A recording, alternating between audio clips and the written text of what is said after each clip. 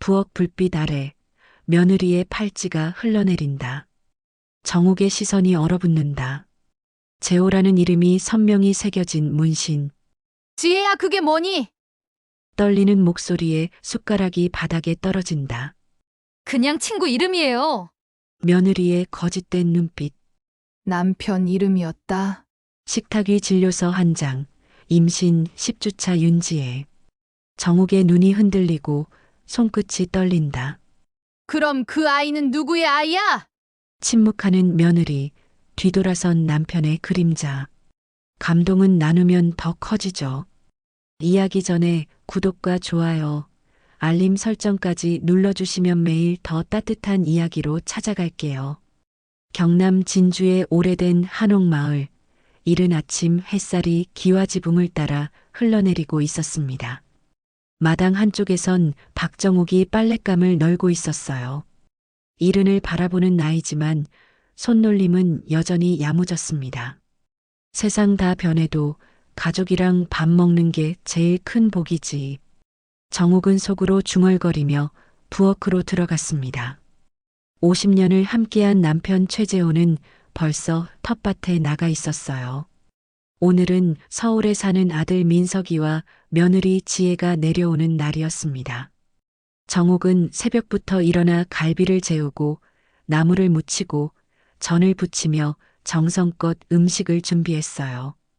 여보, 오늘 민석이네 내려온대요. 마루에 앉아 신문을 보던 재호가 짧게 대답했습니다.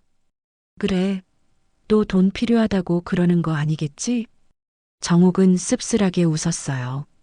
아들이 서울에서 인테리어 회사를 운영하는데 사업이 어려울 때마다 두 사람은 모아둔 돈을 털어 도와줬습니다. 하지만 정옥은 불평하지 않았어요. 자식이 잘 되는 게 부모의 바람이었으니까요. 해가 기울 무렵 마당에 차 소리가 들렸습니다. 정옥은 앞치마를 벗으며 마당으로 나갔어요. 민석이 피곤한 얼굴로 차에서 내렸고 지혜가 밝게 웃으며 정옥을 안았습니다. 어머니, 잘 지내셨어요? 그럼 우리야 뭐 늘 그렇지. 지혜는 얼굴이 좀 피곤해 보이는구나. 요즘 일이 좀 많아서요. 그래도 괜찮아요. 지혜는 환하게 웃었지만 정옥은 뭔가 이상한 느낌을 받았습니다. 며느리의 눈빛이 예전과 달랐어요. 불안해 보였고 무언가를 감추는 듯한 기색이 역력했습니다. 한여름인데도 긴팔 티셔츠를 입고 팔을 완전히 가리고 있었어요. 저녁 시간 네 사람은 마루에 둘러앉아 밥을 먹었습니다. 재호가 아들에게 사업 이야기를 물었어요. 요즘 사업은 어떠냐? 그럭저럭요. 일거리가 좀 줄긴 했는데 괜찮습니다. 민석은 고개를 숙이며 대답했습니다. 지혜는 정옥이 해준 음식을 맛있게 먹으며 칭찬했어요. 어머니 손맛은 정말 최고예요. 그래, 많이 먹어라. 너무 말라 보이는구나. 정옥은 며느리의 그릇에 반찬을 더 얹어주려다 순간 멈칫했습니다.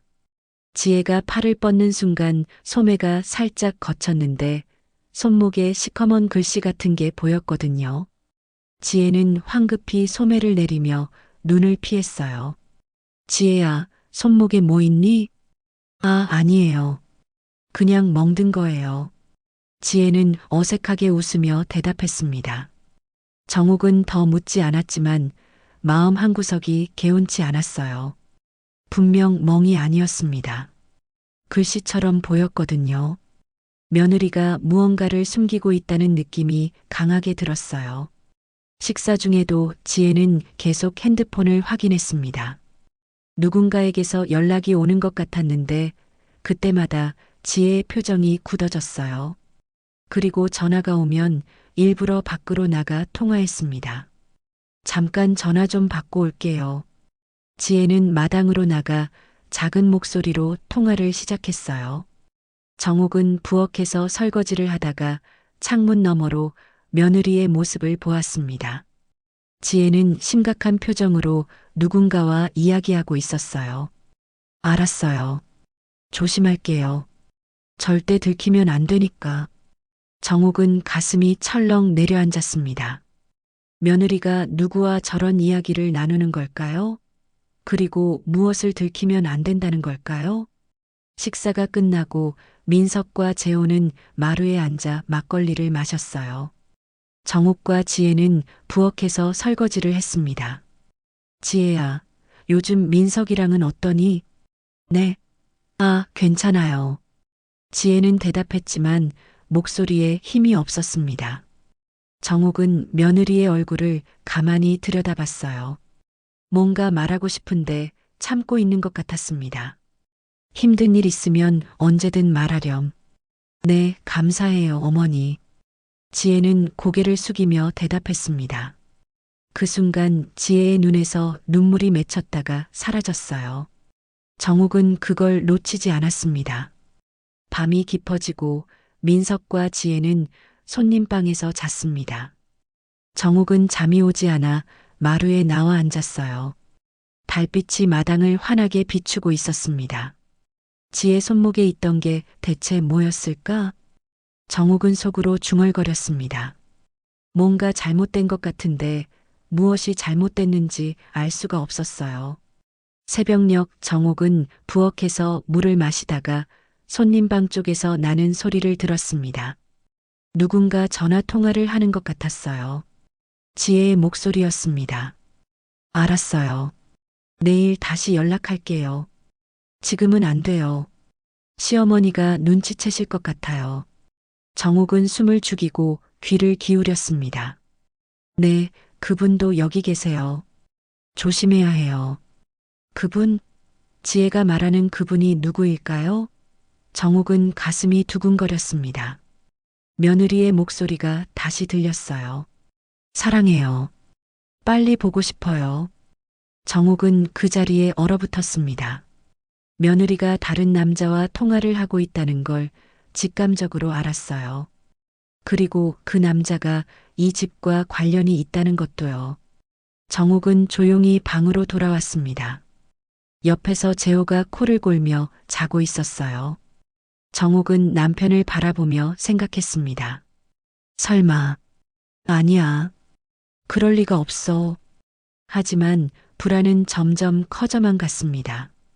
지혜의 손목에 있던 글씨, 수상한 전화 통화, 그리고 남편을 피하는 듯한 태도, 모든 게 수상했어요. 다음 날 아침 민석과 지혜는 서울로 돌아갔습니다. 정옥은 환하게 웃으며 두 사람을 배웅했지만 속으로는 복잡한 생각이 가득했어요. 차가 떠나고 나자 정옥은 남편에게 물었습니다. 여보, 지혜가 요즘 좀 이상하지 않았어요? 그래, 난 별로 못 느꼈는데. 재호는 무심하게 대답했습니다. 정옥은 더 이상 묻지 않았어요. 하지만 마음속에선 이미 의심의 씨앗이 자라나고 있었습니다. 그날 밤 정옥은 이상한 꿈을 꿨어요.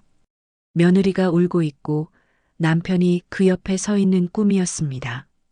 두 사람은 손을 잡고 있었고 정옥은 그 모습을 멀리서 지켜보고 있었어요. 정옥은 소리치려 했지만 목소리가 나오지 않았습니다. 안 돼, 안 돼.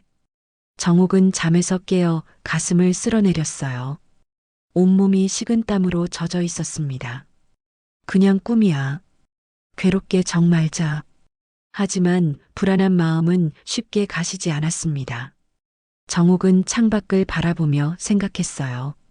뭔가 알아내야 해. 진실이 뭔지. 평화롭던 일상에 균열이 생기기 시작했습니다. 며칠이 지났지만 정옥의 불안은 가라앉지 않았습니다. 지혜의 손목에 있던 글씨, 그 수상한 전화 통화가 자꾸만 머릿속을 맴돌았어요. 정옥은 평소처럼 집안일을 하면서도 계속 그 일을 떠올렸습니다. 내가 너무 예민한 건가? 정옥은 속으로 중얼거렸지만 마음 한구석의 의심은 쉽게 사라지지 않았어요. 재호는 여전히 텃밭을 가꾸며 평온한 일상을 보내고 있었습니다. 아무것도 모르는 듯 보였어요. 추석이 한 달 앞으로 다가왔습니다. 정옥은 명절 준비를 위해 장을 보러 나갔어요. 시장에서 전을 부칠 재료들을 사고 과일도 골랐습니다. 집으로 돌아오는 길에 정욱의 핸드폰이 울렸어요. 지혜였습니다. 어머니, 추석 전날 미리 내려가도 될까요?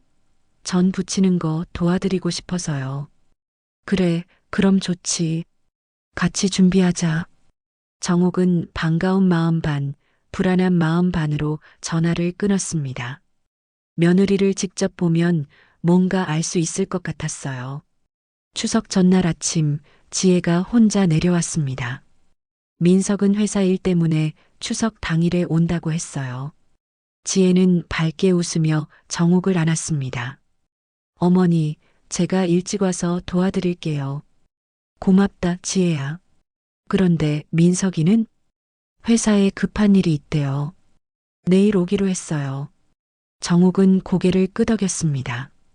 두 사람은 부엌에 들어가 전 부치기 준비를 시작했어요. 밀가루를 반죽하고 호박을 썰고 생선을 손질했습니다.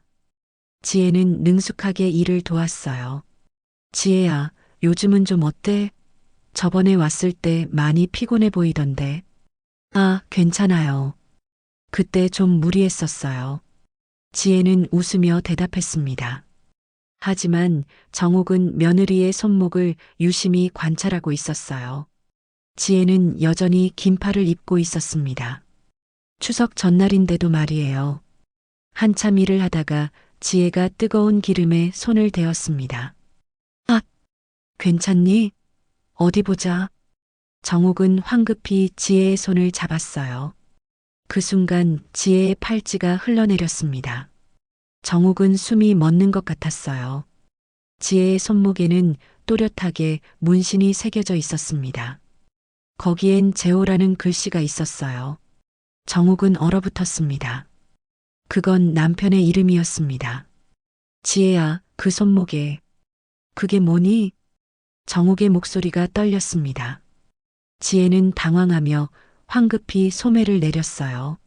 아, 그게 그냥 지인이에요. 이름이 같아서요. 지인? 그 사람 이름을 왜 손목에 새긴 거야? 정욱의 목소리가 조금씩 높아졌습니다. 지혜는 눈을 피하며 더듬거렸어요. 그분이 제게 많이 도움을 주셔서요. 은인 같은 분이에요. 은인? 정욱은 지혜의 눈을 똑바로 쳐다봤습니다. 며느리의 눈빛에서 거짓을 느꼈어요. 지혜는 손을 떨며 찬물에 데인 곳을 식히고 있었습니다. 어머니, 오해하지 마세요. 정말 아무것도 아니에요. 그럼 민석이는 알아? 내가 다른 남자 이름을 문신으로 새겼다는 거? 지혜는 대답하지 못했습니다. 그저 고개를 숙인 채 눈물을 흘렸어요. 정욱은 가슴이 답답했습니다. 뭔가 크게 잘못되고 있다는 걸 직감했어요.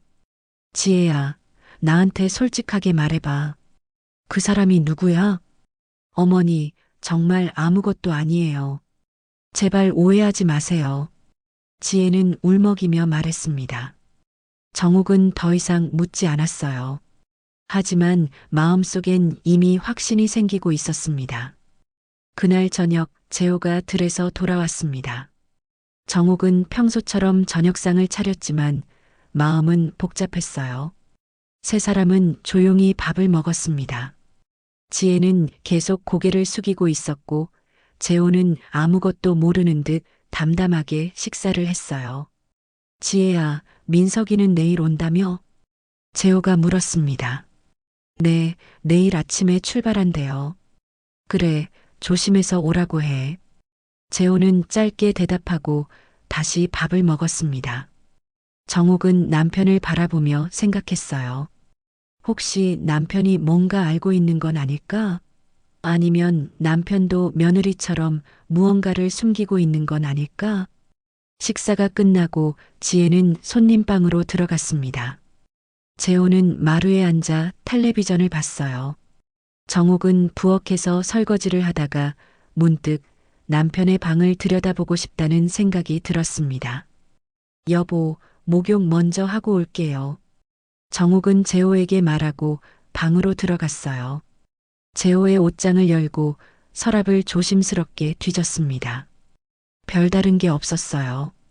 그때 재호의 핸드폰이 침대 위에 놓여 있는 게 보였습니다. 정욱은 잠시 망설였습니다. 남편의 핸드폰을 몰래 보는 게 옳은 일일까? 하지만 궁금증을 참을 수가 없었어요.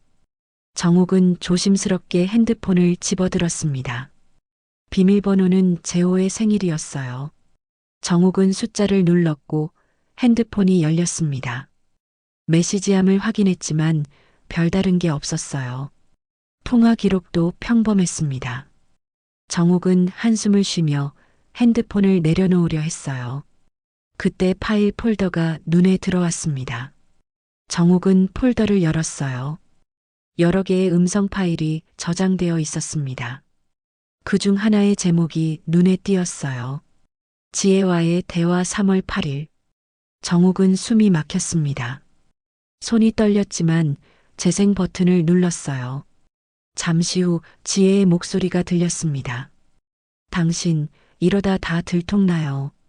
그리고 남편의 목소리가 이어졌습니다. 괜찮아.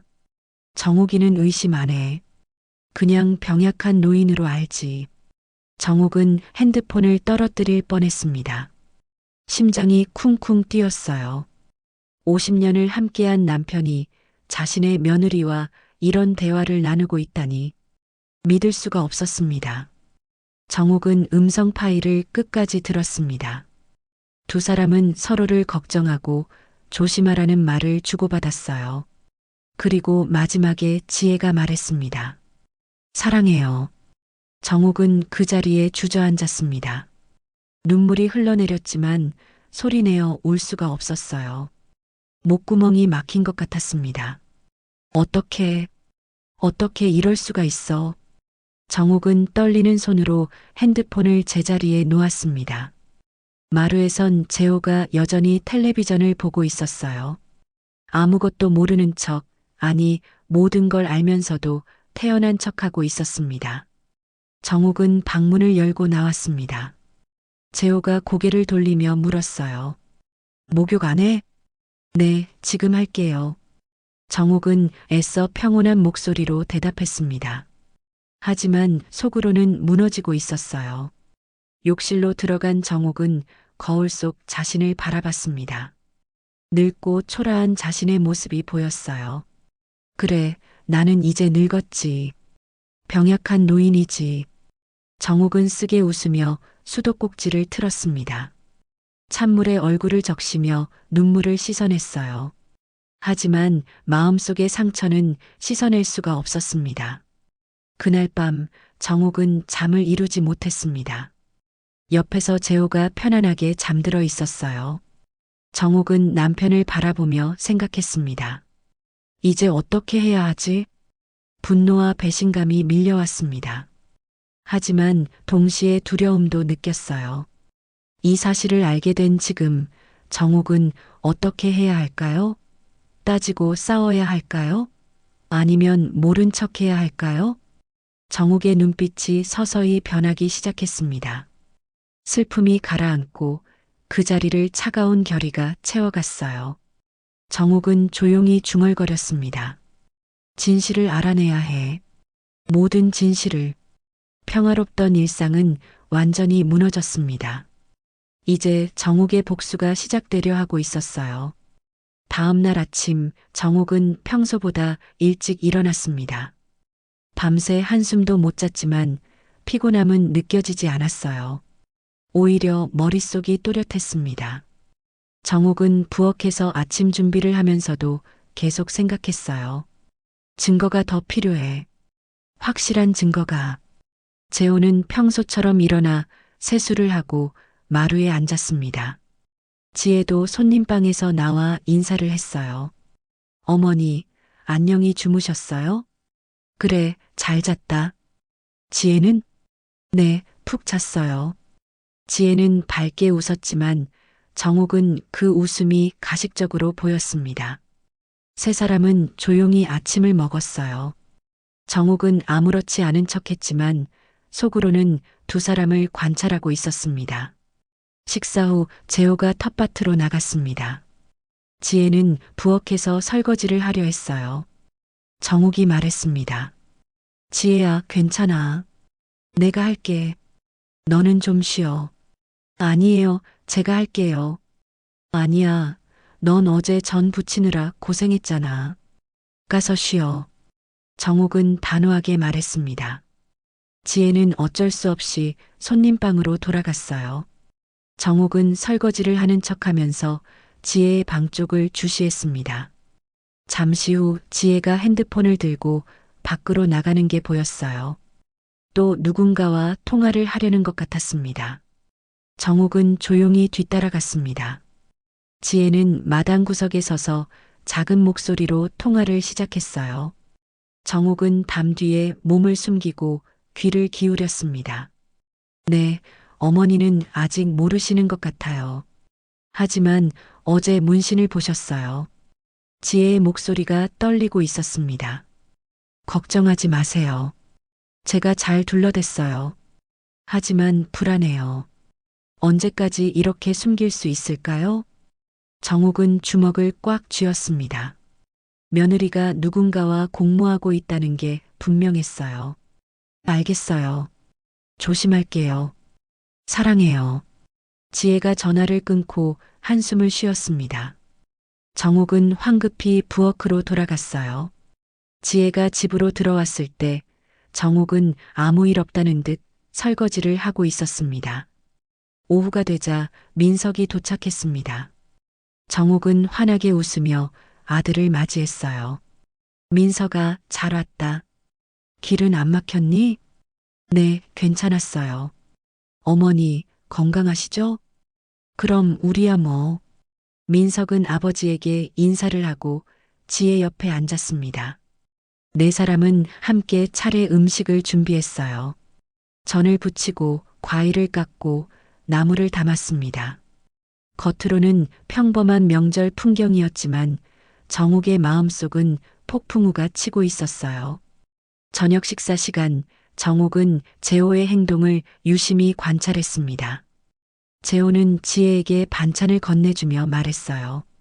지혜야, 이거 내가 좋아하는 거지? 많이 먹어. 감사해요, 아버님. 지혜는 수줍게 웃으며 받았습니다. 정욱은 그 모습을 보며 가슴이 찢어지는 것 같았어요. 두 사람 사이에 뭔가 있다는 확신이 더욱 강해졌습니다. 식사 후 민석이 말했습니다. 아버지, 저랑 막걸리 한잔 하실래요? 그래, 좋지.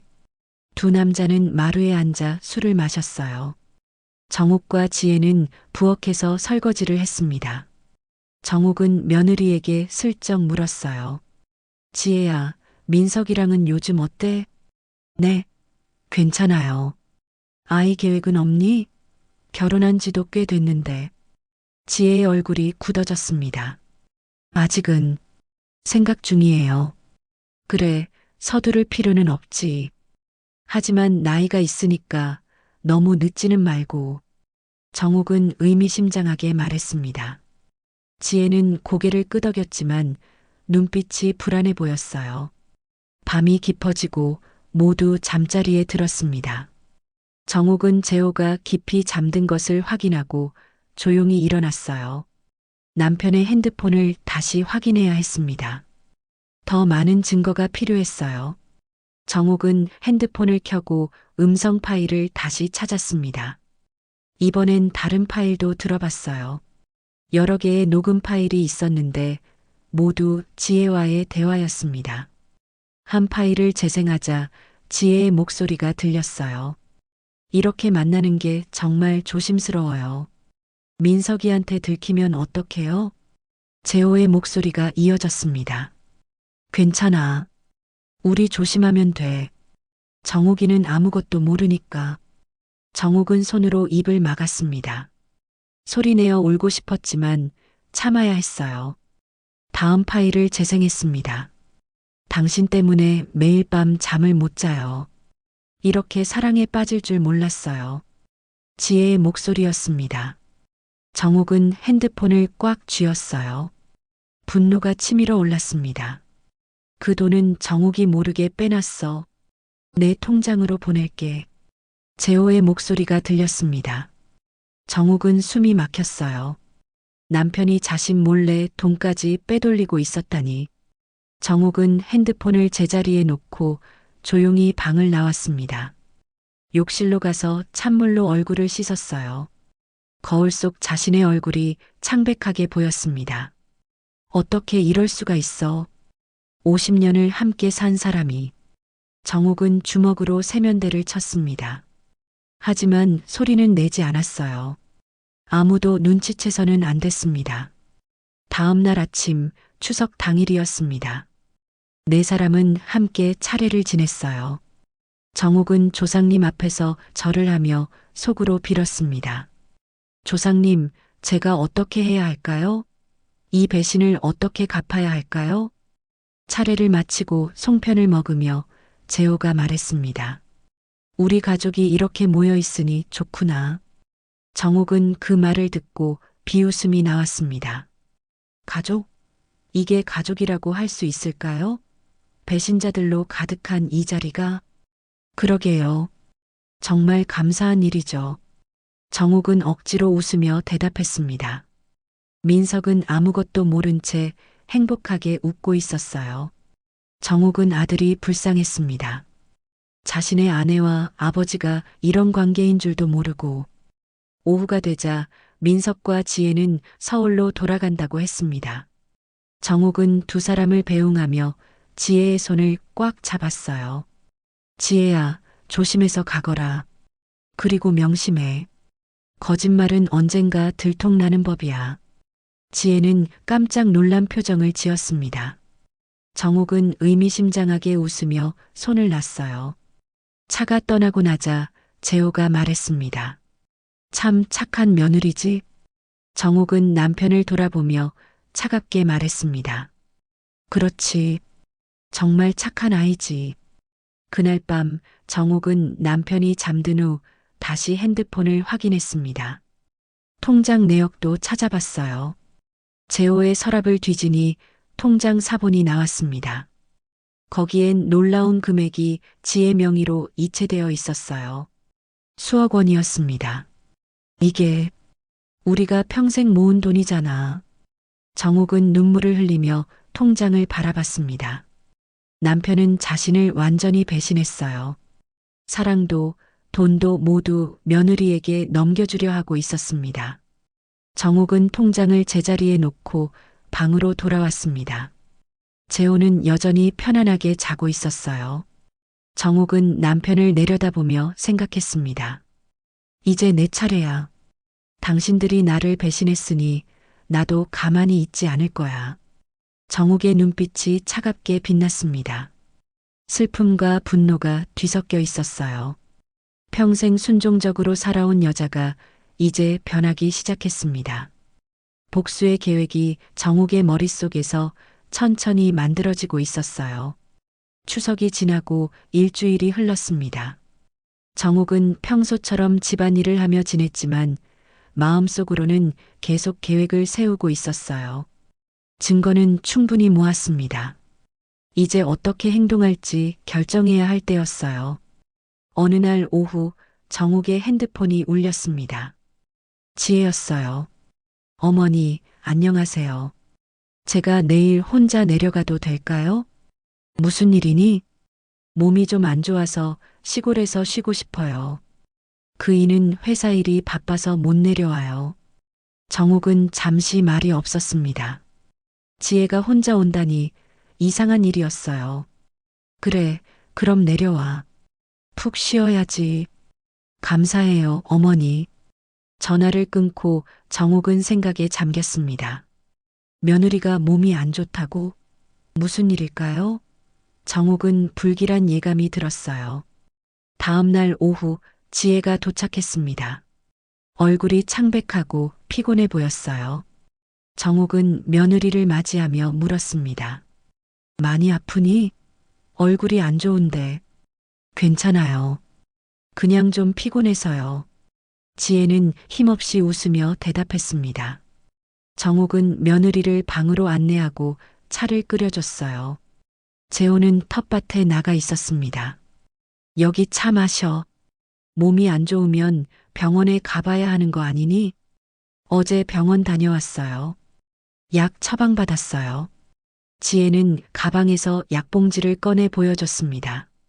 정욱은 약봉지를 받아들었어요. 그런데 뭔가 이상했습니다. 약봉지가 너무 가벼웠어요. 무슨 약이니? 소화제요. 요즘 속이 안 좋아서요. 지혜는 시선을 피하며 대답했습니다. 정욱은 며느리가 거짓말을 하고 있다는 걸 느꼈어요. 하지만 더 묻지 않았습니다. 저녁을 먹고 지혜는 일찍 잠자리에 들었습니다. 정욱은 설거지를 하다가 며느리가 두고 간 가방을 발견했어요. 거실 소파에 놓여 있었습니다. 정욱은 주위를 살폈습니다. 재호는 마루에서 텔레비전을 보고 있었고 지혜는 방에서 자고 있었어요. 정욱은 조용히 가방을 열었습니다. 가방 안에는 지갑과 화장품, 그리고 서류 몇 장이 들어 있었어요. 정욱은 서류를 꺼냈습니다. 병원 진료 확인서였어요. 산부인과. 정욱은 숨이 멎는 것 같았습니다. 서류를 펼치자 더 충격적인 내용이 적혀 있었어요. 임신 10주차 산모 윤지혜. 정욱은 그 자리에 주저앉을 뻔했습니다. 며느리가 임신을 했다니. 정욱은 손이 떨렸어요.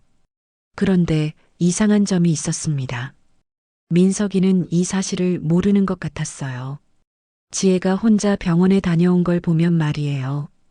그럼 이 아이는 누구의 아이란 말이야? 정욱의 머릿속이 복잡해졌습니다. 혹시 이 아이가 남편의 아이는 아닐까? 정욱은 서류를 다시 가방에 넣고 부엌으로 돌아왔어요. 손이 너무 떨려서 컵을 잡을 수가 없었습니다. 다음 날 아침 지혜는 여전히 안색이 좋지 않았습니다. 아침을 거의 먹지 못하고 화장실에 다녀왔어요. 정욱은 며느리를 바라보며 물었습니다. 지혜야, 정말 괜찮니? 병원에 다시 가보는 게 어때? 아니에요, 괜찮아요. 약 먹으면 나아질 거예요. 지혜는 억지로 웃으며 대답했습니다. 정욱은 더 이상 묻지 않았어요. 하지만 마음속으로는 확신이 들었습니다. 며느리가 임신 사실을 숨기고 있다는 것을요. 오후가 되자 재호가 밭에서 돌아왔습니다.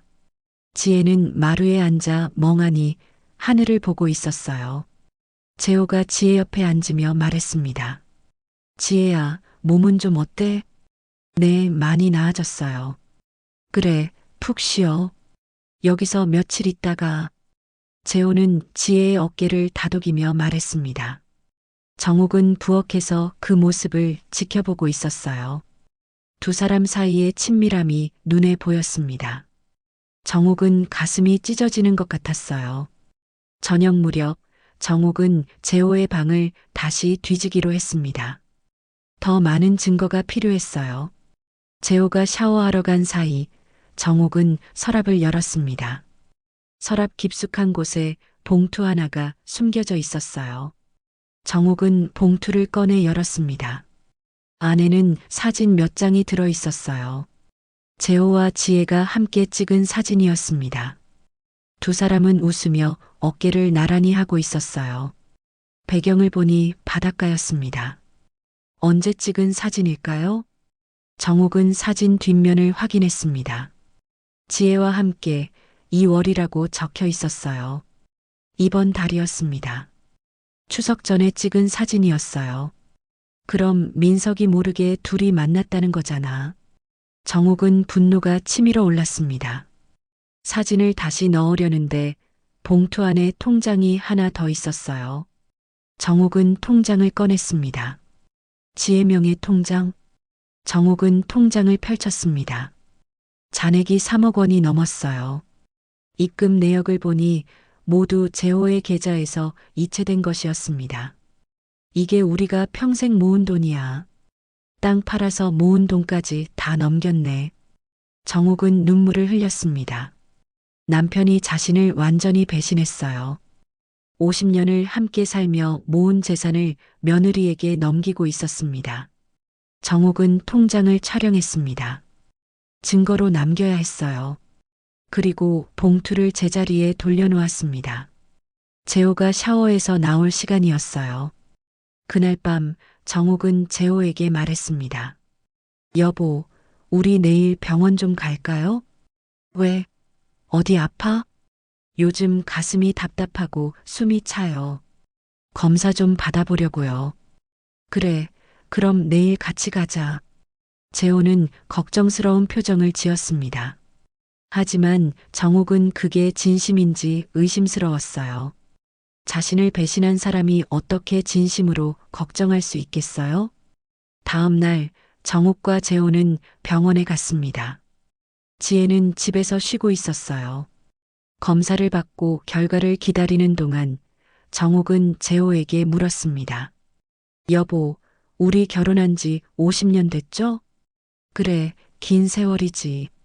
그동안 행복했어요? 재호는 잠시 망설이다 대답했습니다. 그럼 당연하지. 정옥은 남편의 눈을 똑바로 쳐다봤습니다. 거짓말 마세요. 당신 눈빛에 거짓이 보여요. 재호는 당황하며 시선을 피했습니다. 무슨 소리야? 왜 그래, 오늘? 아무것도 아니에요. 그냥 문득 궁금해서요. 정옥은 쓴웃음을 지으며 말했습니다. 재호는 불편한 표정을 지었지만 더 이상 말하지 않았어요. 병원에서 돌아온 후 정옥은 지혜에게 차를 끓여줬습니다. 지혜야, 너 정말 아무 말할 거 없니? 네. 무슨 말씀이세요? 너 임신했잖아. 지혜는 얼굴이 새하얗게 질렸습니다. 차를 들고 있던 손이 떨렸어요. 어머니, 어떻게 병원 서류 봤어? 임신 10주차라며? 민석이는 알아? 지혜는 고개를 숙였습니다. 눈물이 뚝뚝 떨어졌어요. 아직 말 안 했어요. 왜? 기쁜 일인데 왜 말을 안 해? 정옥의 목소리가 차갑게 식었습니다. 지혜는 울음을 터뜨렸어요. 죄송해요, 어머니. 죄송해요. 뭐가 죄송한데? 그 아이가 누구 아이길래? 정옥은 날카롭게 물었습니다. 지혜는 대답하지 못하고 계속 울기만 했어요. 바로 그때 재호가 마루에서 쓰러지는 소리가 들렸습니다. 으악! 정옥과 지혜는 황급히 마루로 달려갔습니다.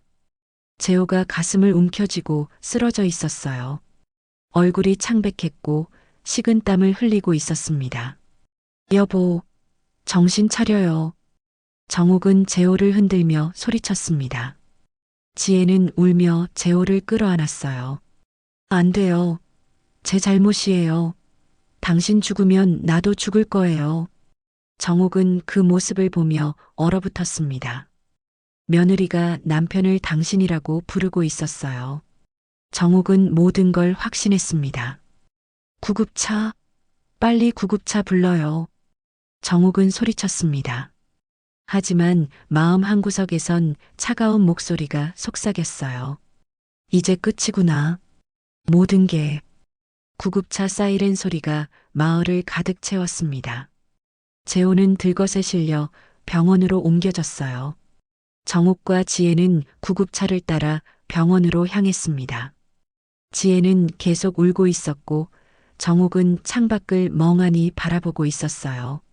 어머니, 아버님 괜찮으시겠죠? 지혜가 떨리는 목소리로 물었습니다. 정옥은 대답하지 않았어요. 그저 차갑게 앞만 바라보고 있었습니다. 응급실에 도착하자 의사들이 재호를 데리고 들어갔습니다. 정옥과 지혜는 밖에서 기다렸어요. 지혜는 의자에 앉아 계속 눈물을 흘렸습니다. 제 잘못이에요. 제가 아버님을 이렇게 만들었어요. 입 닥쳐. 정옥이 차갑게 말했습니다. 지혜는 깜짝 놀라 정옥을 쳐다봤어요. 어머니, 지금 연기하는 거야? 아니면 진심이야? 정옥의 목소리가 얼음장처럼 차가웠습니다. 지혜는 고개를 숙였어요. 죄송해요. 정말 죄송해요. 뭐가 죄송한데? 내 남편 뺏은 게? 아니면 그 사람 아이를 가진 게?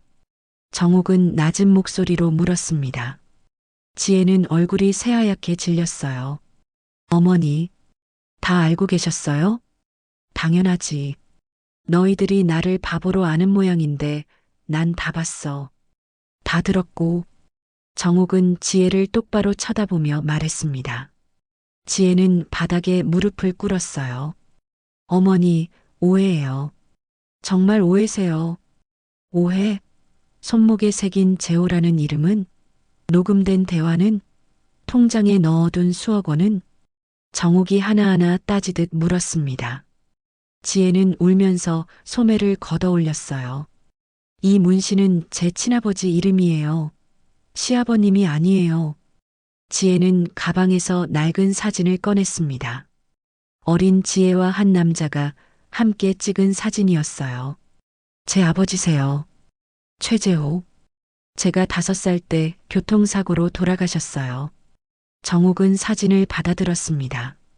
사진 속 남자는 자신의 남편과 전혀 달랐어요. 문신 옆에는 작은 글씨로 날짜가 새겨져 있었습니다. 1993년 아버지가 돌아가신 해예요. 정옥은 잠시 말을 잃었습니다.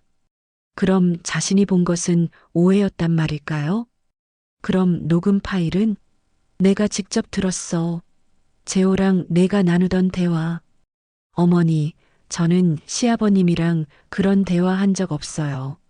정말이에요. 바로 그때 의사가 나왔습니다. 보호자분이십니까? 네, 접니다. 환자분이 급성 심근경색입니다. 지금 응급수술 중인데 상태가 매우 위중합니다. 각오하셔야 할 것 같습니다. 지혜가 비명을 질렀습니다. 안 돼요. 아버님. 정옥은 아무 말도 하지 않았어요. 의사가 돌아가고 정옥은 지혜에게 말했습니다. 민석이한테 연락해. 빨리. 네, 어머니. 지혜는 떨리는 손으로 민석에게 전화를 걸었습니다. 통화를 마친 지혜는 다시 정옥 앞에 무릎을 꿇었어요. 어머니, 제발 믿어주세요. 저는 시아버님과 아무 일도 없었어요. 그럼 통화 녹음은 뭐였어? 3월 8일 지혜와의 대화라고 저장되어 있었어. 3월 8일이요? 그날 저는 서울에 있었어요. 회사 회식이 있었어요. 증명할 수 있어요. 지혜는 핸드폰을 꺼내 사진들을 보여줬습니다. 3월 8일 날짜가 찍힌 회식 사진들이었어요. 그럼 그 목소리는 누구였어? 정옥은 혼란스러웠습니다. 그때 수술실 문이 열렸어요. 의사가 심각한 표정으로 나왔습니다. 빨리 들어가 보세요. 의식이 돌아왔는데 얼마 못 가실 것 같습니다. 정옥은 수술실로 뛰어들어갔습니다. 재호가 침대에 누워 산소 마스크를 쓰고 있었어요. 정옥은 재호의 손을 잡았습니다. 여보, 정신 차려. 재호는 천천히 눈을 떴습니다. 정옥을 보고 미약하게 웃었어요. 미안해. 정옥아, 내가 잘못했어. 무슨 소리야? 지혜랑 무슨 일이 있었어? 말해봐. 재호는 힘겹게 입을 열었습니다. 지혜는 아무 잘못 없어. 다 내 계획이었어. 무슨 계획? 내가 오래전에 외도했어. 그 여자가 지금까지 협박해왔어. 돈을 계속 요구했어. 정옥은 숨이 막혔습니다. 그래서 지혜 이름으로 통장을 만들었어. 돈을 빼돌렸어. 그 여자한테 주려고. 녹음 파일은 조작이야. 그 여자 목소리를 지혜 이름으로 저장했어. 혹시 들키면 지혜한테 덮어 씌우려고. 정옥은 온몸이 떨렸습니다. 모든 게 남편의 계획이었어요. 사진은 바닷가에서 찍은 사진. 그 여자랑 찍은 거야. 얼굴을 잘라내고 지혜 사진을 붙였어. 포토샵으로. 재호는 기침을 했습니다. 피가 섞여 나왔어요. 왜 그런 짓을 했어? 무서웠어.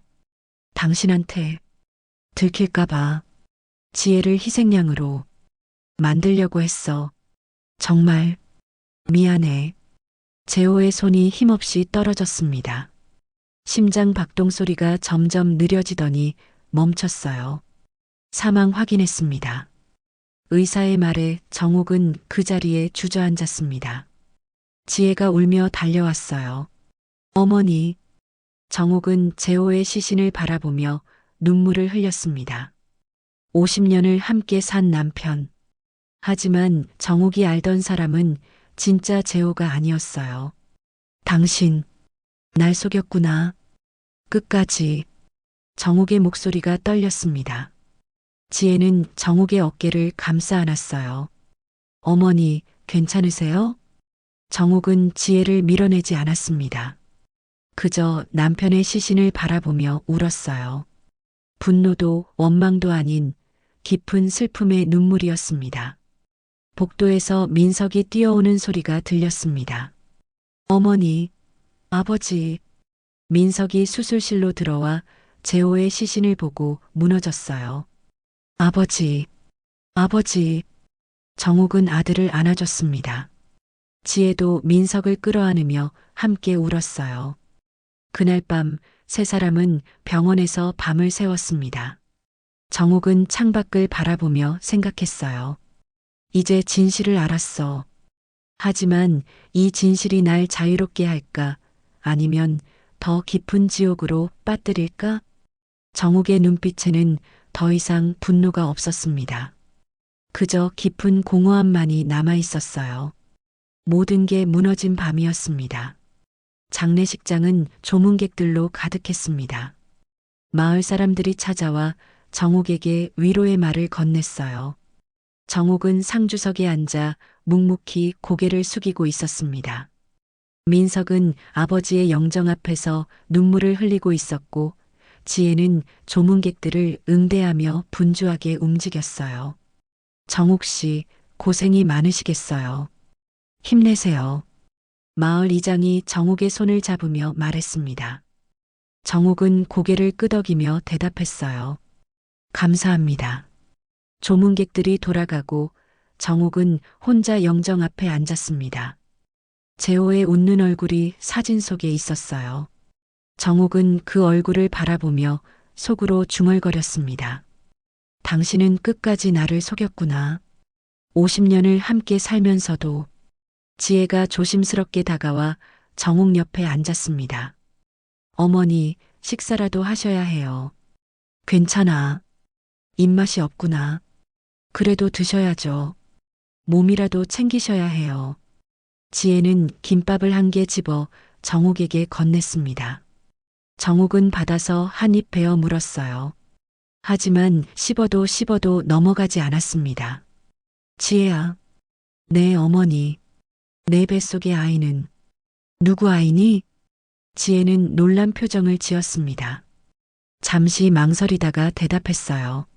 민석 씨 아이예요. 정말? 네, 정말이에요. 정옥은 지혜의 눈을 똑바로 쳐다봤습니다. 지혜는 시선을 피하지 않고 정옥을 바라봤어요. 정옥은 한숨을 쉬었습니다. 그럼 왜 민석이한테 말 안 했어? 사실은 말하려고 했어요.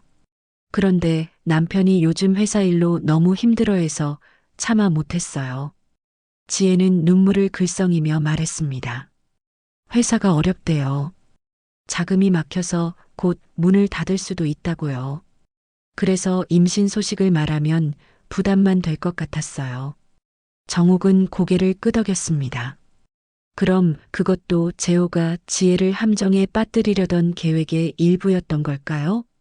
재호가 내 통장에 돈을 넣은 건 알고 있었니? 아니요, 전혀 몰랐어요. 제가 쓰지도 않는 계좌였는데 시아버님이 어떻게 알고 만드셨는지. 재호가 내 명의로 만든 거겠지.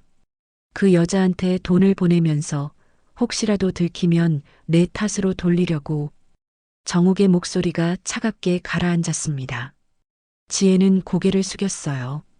어머니, 그 여자가 누군지 아세요? 모르지. 재호가 마지막에 외도했다고만 했어. 그 여자가 협박했다고.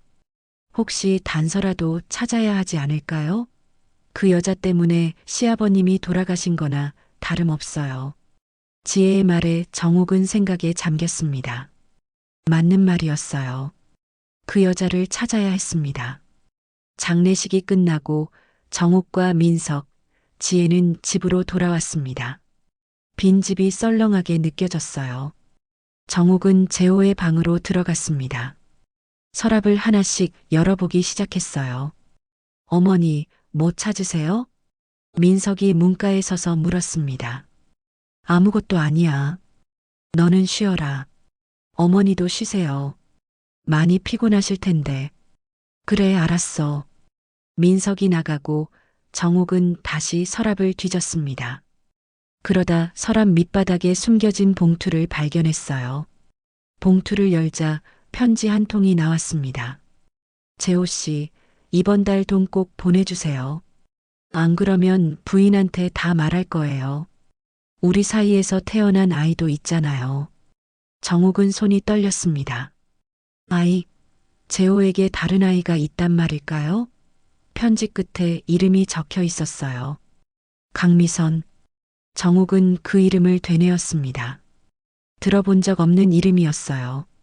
편지 뒷면에는 전화번호가 적혀 있었습니다. 정옥은 핸드폰을 꺼내 번호를 저장했어요. 다음 날 아침 민석과 지혜는 서울로 돌아갔습니다. 정옥은 두 사람을 배웅하고 집으로 들어왔어요. 빈집에 혼자 남은 정옥은 재호의 사진을 바라봤습니다. 강미선, 대체 누구야? 정옥은 핸드폰을 들고 망설였습니다. 전화를 걸어야 할까요? 아니면 그냥 모른 척 넘어가야 할까요? 정옥은 심호흡을 하고 전화를 걸었어요. 신호음이 울렸습니다. 한참 후 여자의 목소리가 들렸어요. 여보세요? 강미선 씨 맞으신가요? 네, 그런데 누구세요? 저는 최재호의 아내입니다. 전화기 너머로 숨소리가 들렸습니다. 강미선은 잠시 침묵하다가 대답했어요. 아, 그러시군요. 남편이 돌아가셨습니다. 알고 있어요. 신문 부고란에서 봤어요. 강미선의 목소리가 담담했습니다. 정옥은 주먹을 꽉 쥐며 물었어요. 재호랑 무슨 사이였습니까? 궁금하세요? 그럼 만나서 얘기할까요? 좋습니다. 언제, 어디서 만날까요? 모레 오후 2시 진주역 앞 카페로 오세요. 제가 기다리고 있을게요. 전화가 끊어졌습니다. 정옥은 핸드폰을 내려놓고 창밖을 바라봤어요. 마당에는 재호가 가꾸던 텃밭이 보였습니다. 이제 그곳을 돌볼 사람이 없었어요. 대체 얼마나 많은 비밀을 감추고 산 거야? 정옥은 속으로 중얼거렸습니다. 슬픔보다는 분노가 앞섰어요. 배신감이 가슴을 짓눌렀습니다. 모레가 되었습니다. 정옥은 진주역 앞 카페로 향했어요. 카페에 들어서자 창가 자리에 앉은 여자가 손을 들었습니다. 40대 중반쯤 되어 보이는 여자였어요. 최재호 씨 부인이시죠? 앉으세요. 강미선은 정중하게 말했습니다. 정옥은 맞은편에 앉았어요. 두 사람은 잠시 서로를 바라봤습니다. 차라도 시킬까요? 아니요, 괜찮습니다. 바로 본론으로 들어가죠. 남편이랑 무슨 사이였습니까? 강미선은 한숨을 쉬었습니다. 20년 전부터 관계였어요. 저는 진주에서 작은 식당을 하고 있었고 재호 씨가 단골이었죠. 아이가 있다고 했던데. 네, 딸이에요. 올해 18살이죠. 재호 씨 딸이에요. 정옥은 가슴이 무너지는 것 같았습니다. 남편에게 숨겨진 딸이 있었다니. 그 아이는 알아요? 자기 아버지가 누군지? 몰라요. 그냥 아버지가 일찍 돌아가셨다고만 알고 있어요. 강미선은 가방에서 사진 한 장을 꺼냈습니다. 여고생으로 보이는 아이가 환하게 웃고 있었어요. 남편을 닮았네요. 정옥은 쓴웃음을 지었습니다. 강미선은 사진을 다시 가방에 넣으며 말했어요. 재호 씨가 매달 생활비를 보내줬어요. 처음엔 자발적으로 줬는데 나중엔 제가 요구했죠. 미안해요. 왜 협박까지 했습니까? 딸 대학 등록금이 필요했어요. 재호 씨가 돈을 안 준다고 해서 부인한테 말하겠다고 협박했어요. 강미선은 고개를 숙였습니다. 정옥은 그녀를 바라보며 물었어요. 그럼 녹음 파일은 뭡니까? 지혜 이름으로 저장된 파일 말입니다. 그건 제 목소리예요.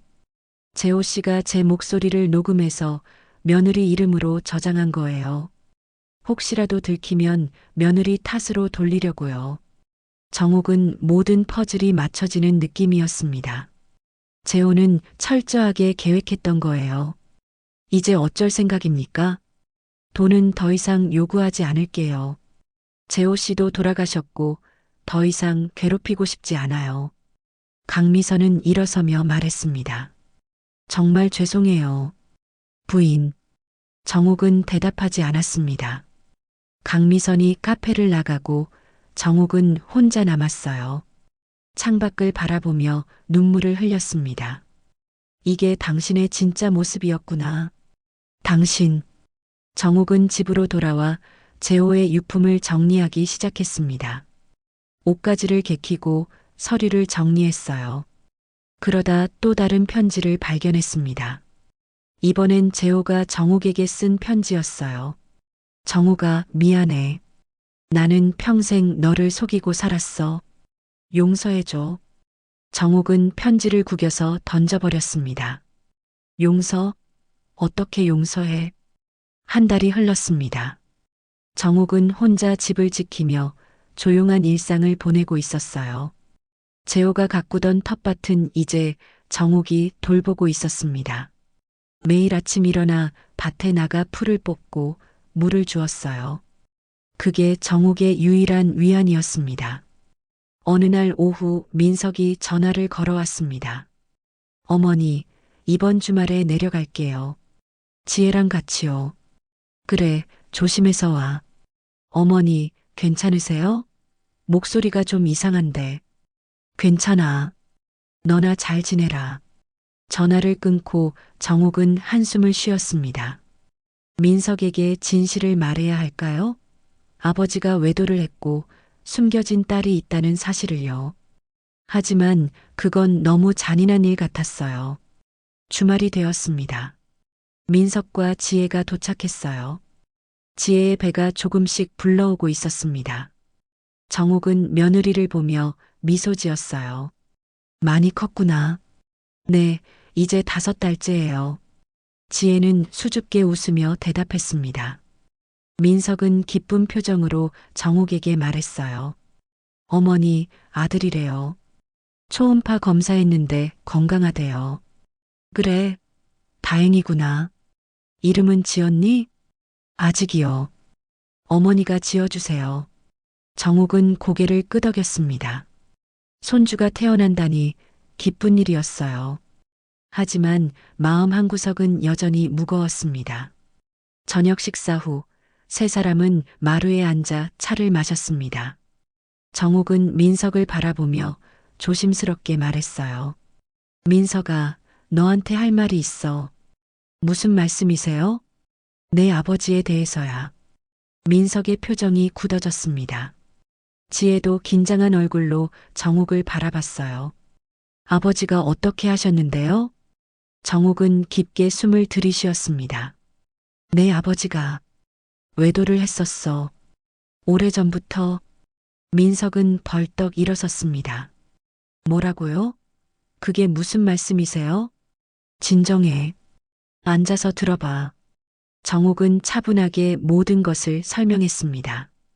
강미성과의 관계, 숨겨진 딸, 지혜를 함정에 빠뜨리려던 계획까지. 민석은 듣는 내내 얼굴이 창백해졌어요. 그럼 아버지가 그런 분이셨어요? 미안하다. 내가 알아야 할 것 같았어. 민석은 고개를 떨구고 한참을 말이 없었습니다. 지혜가 민석의 손을 잡았어요.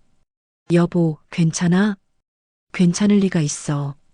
내가 존경하던 아버지가 그런 분이셨다니. 민석의 목소리가 떨렸습니다. 정욱은 아들을 바라보며 말했어요. 하지만 내 아버지는 마지막에 후회했어. 미안하다고 용서해달라고 했어. 용서요? 어떻게 용서해요? 민석이 소리쳤습니다. 정욱은 조용히 대답했어요. 나도 몰라. 하지만 우리는 살아야 해. 죽은 사람 때문에 우리까지 무너질 순 없어. 민석은 눈물을 흘렸습니다. 지혜가 민석을 안아줬어요. 정욱은 두 사람을 바라보며 생각했습니다. 이제 진실을 알았으니 앞으로 나아가야지. 다음 날 아침 민석은 아버지 산소에 가겠다고 했습니다. 정욱과 지혜도 함께 따라갔어요. 산소 앞에 선 민석은 한참을 말없이 서 있었습니다. 아버지, 왜 그러셨어요? 왜 어머니를 배신하셨어요? 민석의 목소리가 떨렸습니다. 정욱은 민석의 어깨에 손을 얹었어요. 그만해. 이제 다 지나간 일이야. 어머니는 괜찮으세요? 이렇게 배신당하고도?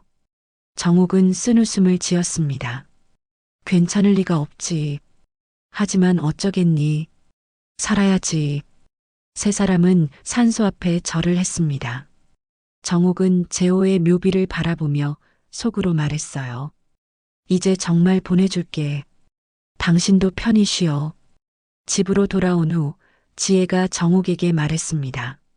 어머니, 저희랑 서울에서 같이 사실래요? 아니야, 난 여기가 좋아. 평생 살던 곳인데. 혼자 계시면 외로우실 텐데요. 괜찮아. 나도 이제 익숙해졌어. 지혜는 정욱의 손을 잡았어요. 어머니, 정말 죄송해요. 제가 오해받아서 어머니를 힘들게 했어요. 내 잘못이 아니야. 다 남편이 꾸민 일이었어. 정욱은 지혜의 손을 토닥이며 말했습니다. 지혜는 눈물을 흘렸어요. 어머니, 감사해요. 저를 믿어주셔서. 내가 우리 손주를 낳아줄 텐데 당연하지. 두 사람은 서로를 안아줬습니다. 오해와 의심으로 얼룩졌던 관계가 조금씩 회복되고 있었어요. 저녁이 되어 민석과 지혜는 서울로 돌아갔습니다. 정욱은 두 사람을 배웅하고 집으로 들어왔어요. 빈집에 혼자 남은 정욱은 재호의 사진을 꺼냈습니다. 당신 때문에 참 많이 울었어. 하지만 이제 그만 울려고 해. 정욱은 사진을 서랍에 넣었습니다. 그리고 창밖을 바라봤어요. 해가 지고 있었습니다. 이제 내 삶을 살아야지. 남은 인생이라도. 정욱은 결심했습니다. 재호의 그림자에서 벗어나기로요. 더 이상 과거에 매달리지 않기로요. 며칠 후 정욱은 강미선에게 전화를 걸었습니다. 저예요. 최재호 아내. 아, 안녕하세요. 그 아이 만나고 싶어요. 재호의 딸. 전화기 너머로 침묵이 흘렀습니다. 강미선이 조심스럽게 물었어요. 왜요? 그냥 보고 싶어서요. 재호의 딸이잖아요. 알겠어요. 시간 되실 때 오세요. 정욱은 전화를 끊고 창밖을 바라봤습니다. 이제 마지막 퍼즐 한 조각만 남았어요. 용서할 수 있을까? 과연? 정욱은 자신에게 물었습니다. 대답은 아직 모르겠어요.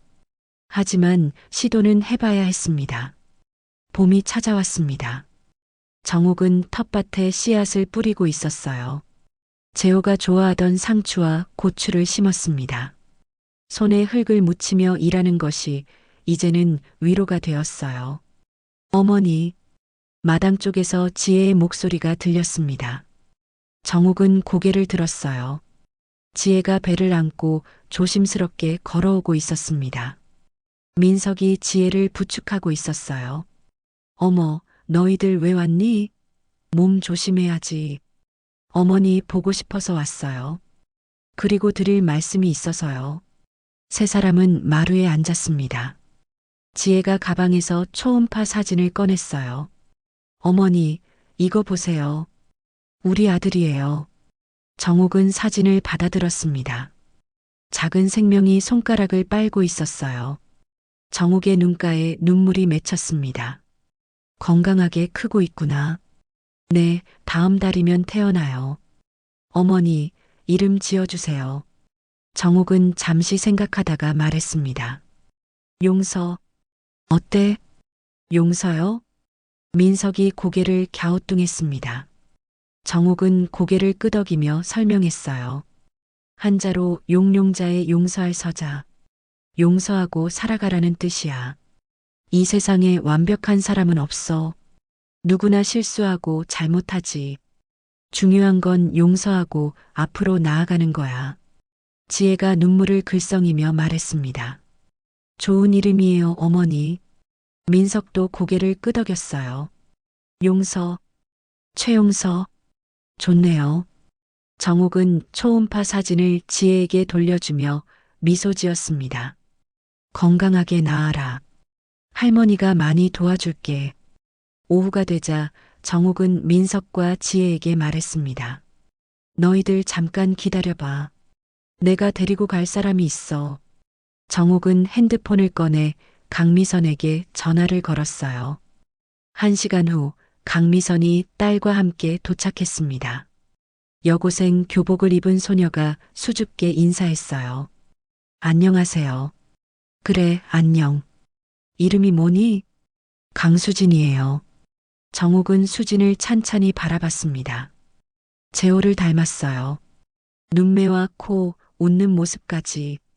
정옥의 가슴이 먹먹해졌습니다. 민석과 지혜는 당황한 표정으로 서 있었어요. 정옥은 민석에게 말했습니다. 민석아, 이 아이는 내 아버지 딸이야. 내 이복 여동생이고. 민석은 얼어붙은 표정으로 수진을 바라봤습니다. 수진도 놀란 표정을 지었어요. 엄마, 무슨 소리예요? 강미선이 수진의 손을 잡으며 말했습니다. 수진아, 사실은 내 아버지가 살아계셨어. 최재호 씨가 내 친아버지셨어. 수진은 눈물을 흘렸습니다. 그럼 아버지를 한 번도 못 본 채 돌아가셨다는 거예요? 정옥은 수진의 어깨를 감싸 안았어요. 미안하구나. 내가 진작 찾아갔어야 했는데. 네. 그래. 나는 너희 아버지의 부인이었으니까.